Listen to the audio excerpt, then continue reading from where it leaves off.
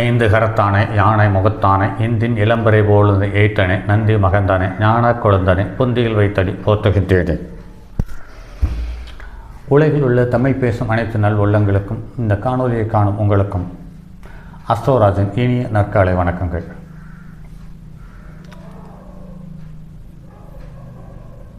வாழ்வியல் என்ற ஒரு தலைப்பில் தொடர் பதிவுகளாக திருமூலர் அருளிய வைத்தியசாரம் என்ற நூலிலிருந்து மனித வாழ்வு எவ்வாறு என்பது சார்ந்த தகவல்களை தொடர் பதிவுகளாகவும் காணொலிகளாகவும் தந்து கொண்டிருக்கிறோம். அதில் இன்று நூலில் உள்ள பாடல்கள் சார்ந்த கருத்துக்கள் பதிவாக தந்து கொண்டிருக்கிறோம். அதில் இன்று பாடல் எண் 26 வாதம் பித்தம் கபம் என்ற இந்த 3 வகை தோஷங்களும் உடலில் எந்த பகுதியில் இருக்கிறது என்பது சார்ந்த தகவலை இந்த பாடல் வலியுறுத்துகிறது. அருந்திடும் வாதம் அடங்கும் மலத்தினில் பிரிந்திடும் பித்தம் பேராஞ்சலத்தினில் மறித்திடும் ஐயம் வசிக்கும் விந்துவில் உரைத்திடும் இம்மூன்றுக்கும் உறவாம் தளமிதுவே என்று பாடலில் கூறியுள்ளார்.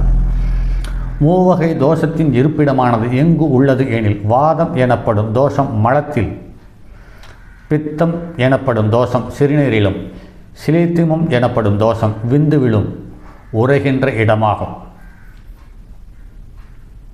எப்படி கண்டுபிடித்து எழுதி தந்து விட்டு சென்றிருக்கிறார்கள். இதற்குத்தான் உடலில் உள்ள கழிவுகளை வெளியேற்றினாலே உடல் நலம் பூரணமாக நலம் பெறுகிறது என்பது தற்போதைய நிலை சார்ந்த அனைத்து நோய்களுக்கும் இது பொருந்தோணவாக அமைந்திருக்கிறது என்பது மாற்று கருத்தில்லை. அடுத்து பாடல் எண் 27 மூவகை தோஷ வர்ணங்கள்.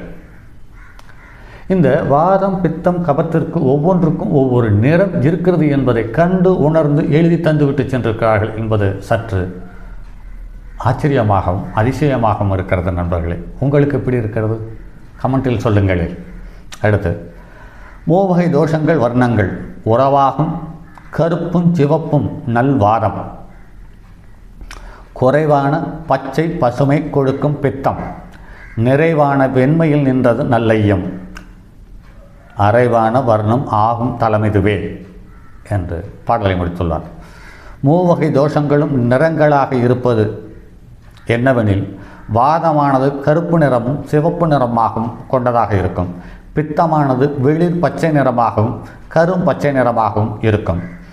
சிலேத்தமானது வெண்மை நிறம் கொண்டதாகவும் இருக்கும் என்று இந்த நிறங்கள் யாவும் அந்தந்த தோஷத்தின் ஸ்தானத்தில் இருக்கும் என்று பாடலை முடித்துள்ளார். அடுத்து பாடல் எண் 28 பஞ்சபூதங்களினால் வளர்ந்த தேகம். தளங்காட்டி இந்த சடமானது ஐம்போதம், நிலங்காட்டி நீர்காட்டி நின்றிடும் தீக்காட்டி, வளங்காட்டி வாயுவால் வளர்ந்ததே இருந்ததே, குளங்காட்டி வானில் குடியாய் இருந்ததே. இந்த உடலானது பஞ்சபூதங்கள் உறைவிடமாக உள்ளது. நிலம், நீர், தீ, காற்று, ஆகாயம் என்று சொல்லப்படும் ஐம்பூதங்களினால் வளர்க்கப்பட்டதாகவும் உள்ளது. அடுத்து பாடல் எண் 29 நீர் உஷ்ணத்தில் கூறு. இருந்த இவ்வைந்தால் எடுத்த சடமிது, பிரித்திடும் மாமிசம் பிரிதுவின் மயமாகும், கொறித்திடும் இரத நீர் கொற்கரி அப்புவா, வருந்திய வன்னி வளமாய் மெதுப்பதே.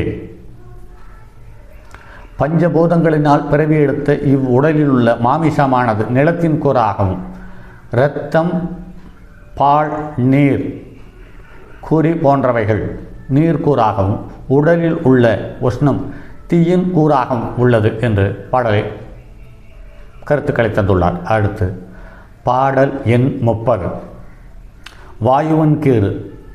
வாயுவின் கூறு. வெதுப்பத்துடனே விடுபட்ட நாசியில் எடுப்புற்று நிற்கும் இது காணும் வாயுவாம். கதுப்பொத்து எல்லாம் கவளித்து இடமிட்டு மறுபொத்து நிற்கும் வானின் வளப்பமே என்று பாடலை முடித்துள்ளார். ஒருவர் நாசியினால் சுவாசிக்கப்படுகின்ற மூச்சுக்காற்றானது வாயுவின் கூறாகவும் காதினால் கேட்கின்ற ஓசைகள் எல்லாம் ஆகாயத்தின் கூறாகவும் மருவி நிற்கின்றது என்று கருத்துக்களை சொல்லியுள்ளார். சரி நண்பர்களே, மீண்டும் மற்றும் ஒரு பதிவில் சந்திப்போம். அதுவரை உங்களிடமிருந்து விடைபெறுவது உங்கள் அன்பு நண்பன் எம் ராஜரத்தினம். வணக்கம் நண்பர்களே.